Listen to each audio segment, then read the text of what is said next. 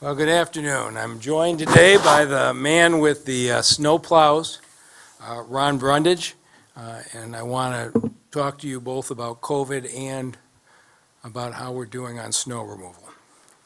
On the COVID side, we've got good news, something I've been anxious to get to for a while, and you saw in New York a week ago, Governor Cuomo opened up vaccines to people with chronic medical conditions, even if they weren't over 65.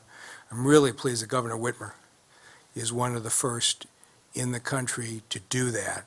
And so today, we are opening up people who are under 65 with the medical conditions, and today we're starting it to age 60.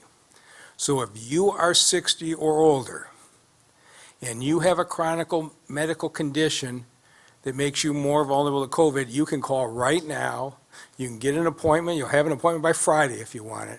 But we have to reach those folks most at risk. And so the American Heart Association did a study on COVID late last year across all age groups, not just over 65. And here's what they found. If you went into the hospital with coronary artery disease, you had a 26% chance of dying of COVID. It's just a terrible rate. For hypertension, 28% of the folks who went to the hospital with hypertension did not make it out alive. 29% of those with diabetes.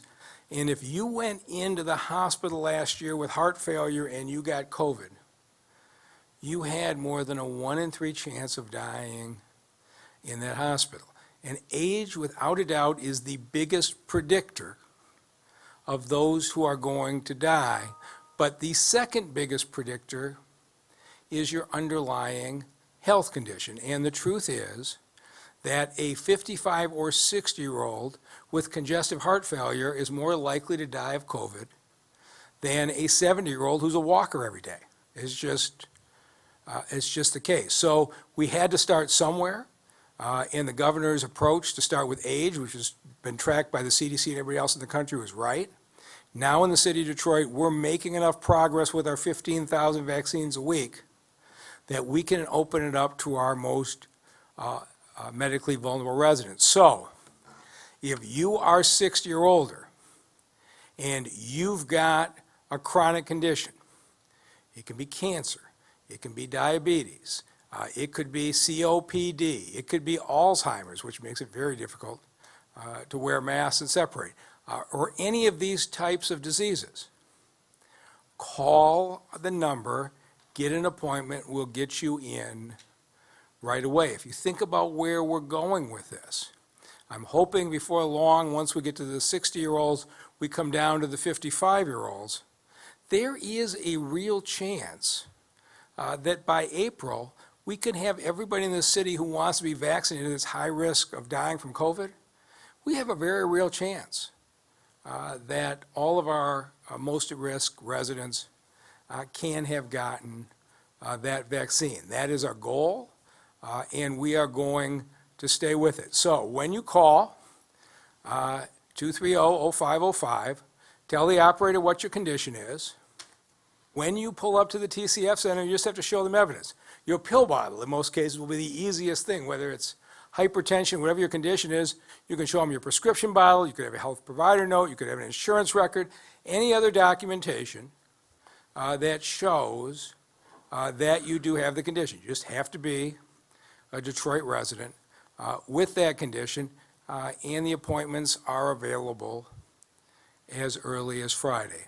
Our infection rate in this city remains low. Our death rate from COVID in this city right now remains low. But the deaths we are having are people who are elderly and people with chronic medical conditions. And now we have a chance in the city of Detroit to get every single one of them protected. So you know somebody you're close to who may not be watching this, call them, text them, whatever you do right now, and let them know. Make your appointment, come on in. The only difference you will see over at TCF is that today we have crews with brushes that are brushing the snow off the car before you come in, because nobody wants to stand around in slush giving shots. And so they've added the snow brush off service at the entrance to TCF, but otherwise we are operating the same as we did before. And of course, this Saturday, we will be operating Senior Saturday again at Second Ebenezer and at Fellowship Chapel. I think 600 or 700 of those appointments are filled. We're going to take up to 1,000. So if you're over 65, Senior Saturday is open, and a week from Saturday, we will be open in sites in Southwest Detroit and the far east side. So we're going to make sure that we're available to everybody. The news of the last 48 hours, of course, has been the snowstorm. And I want to start by thanking the men and women of the city of Detroit who did just such an outstanding job. They've been working 12-hour shifts, overnight, all day. One shift comes off, and somebody else picks up a truck and goes right back out, works another 12-hour shift. The city crews have been responsible for the main streets. I have been all over this city, and I believe our workers deserve a congratulations for the way the main roads have been cleared. We haven't had as consistent a result on the neighborhood streets. And so when you have 5 contractors and the first time you find out how they perform is when you get 8 inches of snow dumped on you in 24 hours, we know that some are going to succeed and some are going to need help. And at this point, the city crews are starting to go into the areas where the contractors are a little behind to clean those areas up. But Ron Brundage has been on top of this from beginning to end, and I'm going to ask him to give you an update on how it's gone the last 36 hours or so. Thank you, Mr. Mayor. The contractors, as I indicated on Monday, are assigned by the 7 city council districts. Districts 1 and 2 on the northwest side of the city are assigned to, were assigned to Jordan Landscaping. District 3 in northeast Detroit was assigned to A-Team Landscaping. District 4 on the far east side was the Detroit Company Payne Landscaping.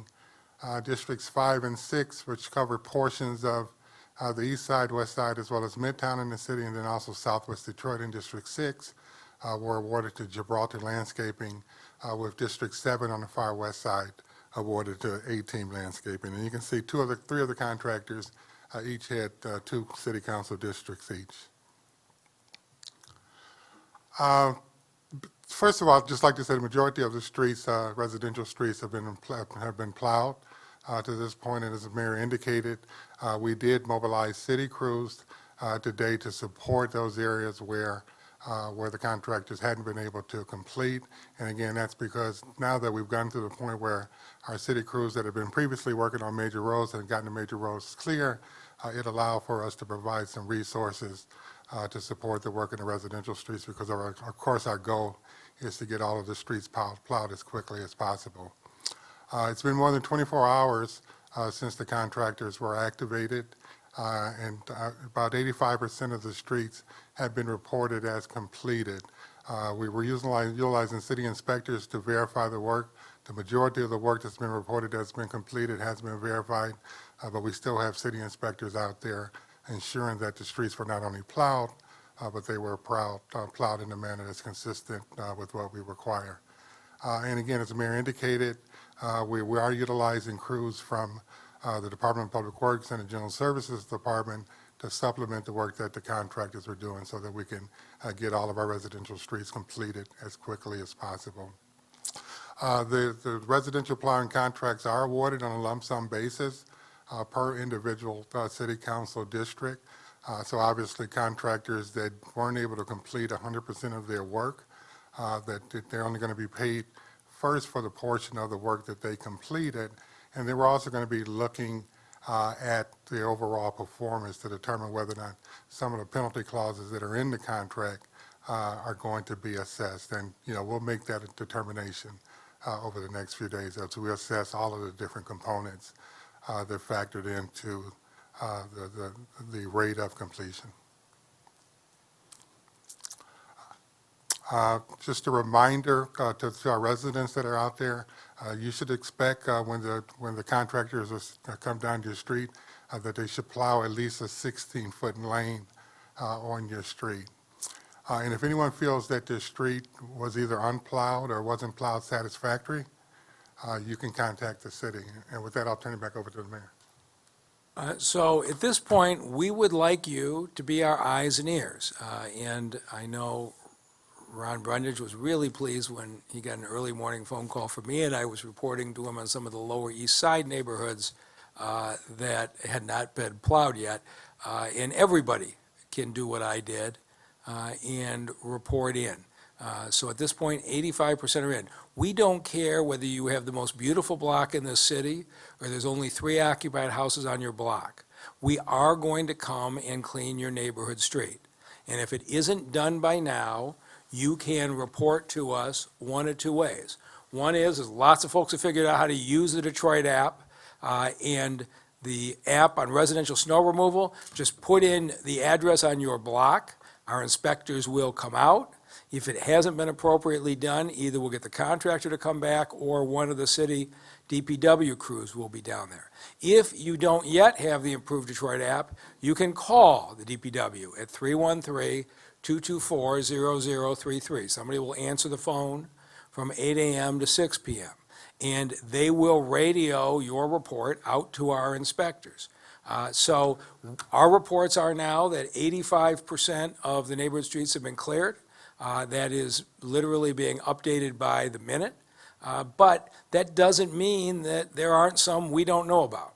And if you will act as our eyes and ears and let us know, you'll allow us to get all the way through this by tomorrow. So if we do this together, I think we can end up in a good place. So thank you for what you've done. Some of these, a couple of contractors are going to have a deduction from their fee because the city crews had to do part of their work. But at this point, I think we're pretty well coordinated and we're going to address it. And with that, we will take any questions.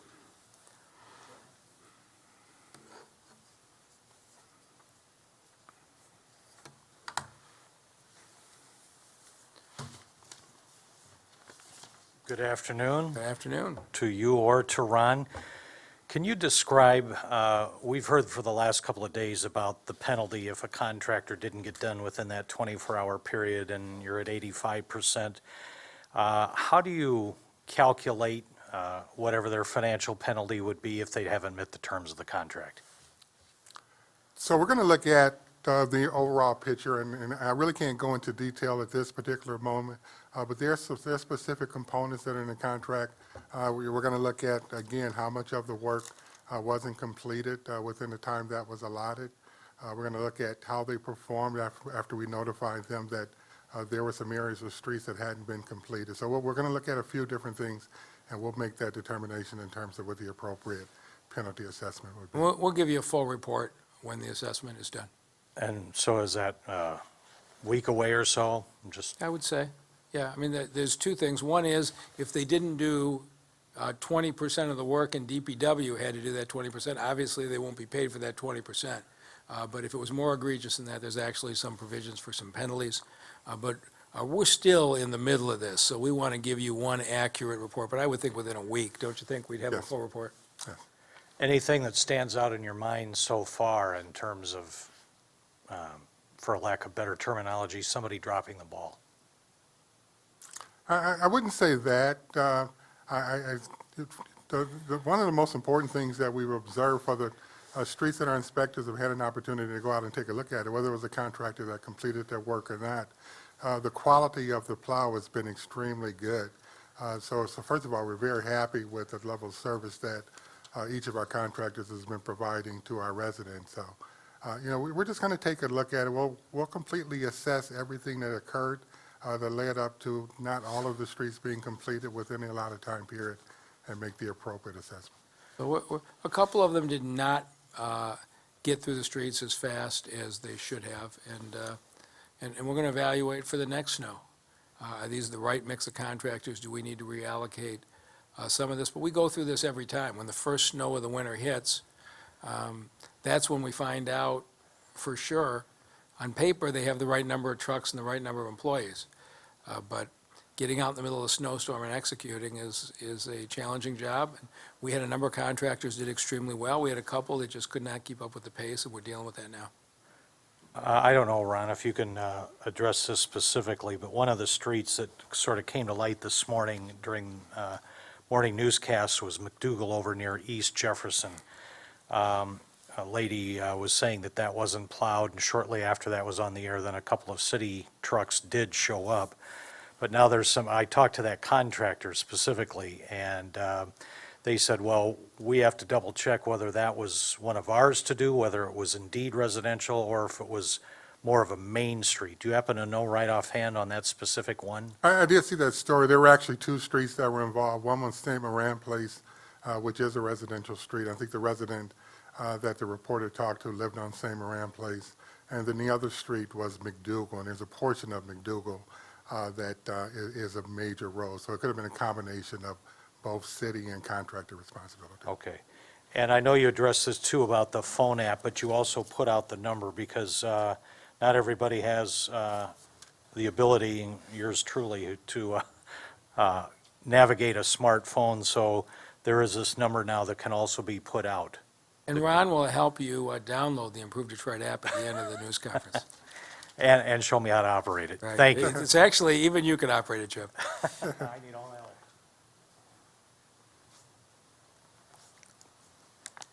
Hello. The only follow-up I had in listening to the exchange was in regard to when you talk about evaluating, do we have an evaluation happening on the storm that could be coming in a day and a half? The forecast maybe are a little less. Does it rise to the occasion of, involving city services to that extent? But what are you planning if it hits again later this week? Well, certainly we know things can change, and forecasts are always variable. But right now, what we're hearing pretty consistently is that we're looking at, maybe a 1 to 2 inch snowfall from Thursday night into Friday in the city of Detroit, and that wouldn't trigger us bringing contractors back in. Thank you. Okay. All right, Mayor, we've got a few questions from reporters watching remotely. Aaron Einhorn, who reports locally for NBC, wanted to know a little bit more about how we make the decision to open up the next category, and also more specifically, curious is about the age breakdown, because the disability community, for example, didn't have an age limit, Right. whereas the underlying conditions does. I mean, these are the judgments that we are making every step of the way. So when everybody in a particular category has had a chance to get a vaccine, we go to the next category. So everybody in the city, 65 and up, that has wanted to get a vaccine, and they're making another 800 to 1,000 appointments a day, 65 and up, but everybody has had a chance to get one. And then we opened up last week to the disabled community. And so I talked about this last week. Somebody with Down syndrome, no matter what their age, has a 5 times greater likelihood than average to get COVID and a 10 times greater likelihood to die from it. Folks with cerebral palsy are at a high risk. And so we went to what we believe to be the next highest risk category of people who are in danger of dying from COVID. And so now we go on to the next one. The governor, 2 days ago, gave us the flexibility to go to age 60 on these conditions. I have to stay within the governor's boundaries. Obviously, I'm continually lobbying to push those boundaries. But when you're moving 15,000 vaccinations a week, we are in a position for Detroiters to be able to pick up the phone, get somebody on the phone in a few minutes, get an appointment, and move on to the next level. So we have had a very low death rate from COVID in recent weeks. I'd like to get it down as close as we can to 0. And so that's why we are moving one category at a time of high risk. And I think we're doing the right thing. Okay. And we've got a few questions from the Detroit Free Press. One is that they say that you mentioned on Monday that the city is not getting enough shots into the arms of African-American Detroiters, and wonder if you could expand on that. I said the country is not. Okay. And also wanted to know if you know the percentage roughly of African-American Detroiters that are among the recipients of the vaccine so far. About 70% of the vaccines administered by the Detroit Health Department have been to African Americans. But today, about 7% of Detroiters are vaccinated, about 15% of the state is vaccinated. And I've talked about this over and over. The hospital distribution system, and this is true everywhere in the country, the hospital distribution systems being used in this country for COVID vaccines are being done through electronic health records to people with primary care doctors, and the black and brown communities are not tied into primary care doctors, are not tied into electronic health records at hospitals at the same rate. And it's why I have been so insistent with the president and the governor, over 15,000 a week coming directly to the city of Detroit, because we're going straight to our residents. And I told the president last week I'd like to get up to 25,000. But there is, and the president is well aware of it, just because you send vaccines to a hospital in a poor community doesn't mean the neighbors are the ones who get into the hospital. And that's why this type of community outreach is so important. It's why I was so excited about the success of the Senior Saturdays of the churches last Saturday, why I'm so pleased at the job that Denise Fair and the outreach team is doing going into senior centers across the city and giving seniors shots in their own homes. And so in Oakland and Macomb County, the hospitals are doing a really nice job of vaccinating people. In Detroit, we have to pretty much carry the whole burden, and I think our team is doing it well.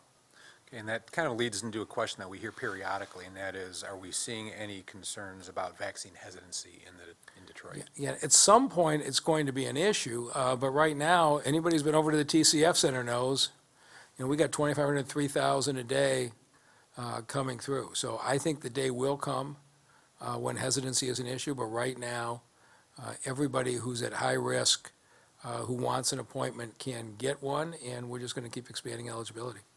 Okay, and another one from the Free Press, I want to know if the city is getting 90% of its doses into the arms of Detroiters within 7 days of receiving Oh, yeah. the dose. Yeah. I mean, you can, all you have to do is, we have a dashboard, but 15,000 come in every Monday, and by the following Monday, we're down to about 2,000 on hand, and then enough to give us a day of a bridge in case you have a snowstorm and supplies are delayed.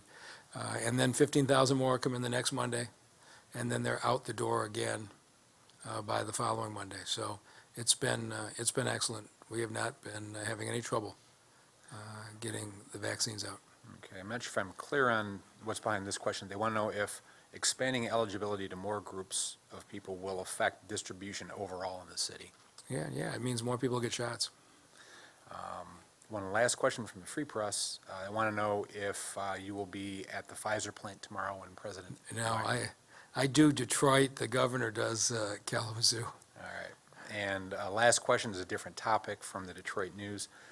Yesterday, Council President Brenda Jones argued during the Tuesday meeting that the administration is not being transparent about hiring numbers for the residential demolition contracts, and wanted if you had any response to that. Yeah, I mean, the voters have spoken. The people of this city voted overwhelmingly in November to approve Proposal N. More than 70% of the people wanted it.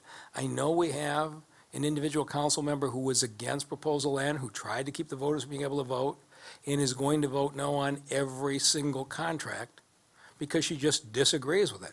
I have a different philosophy. I think once the people make a decision, we have an obligation as elected officials to follow through.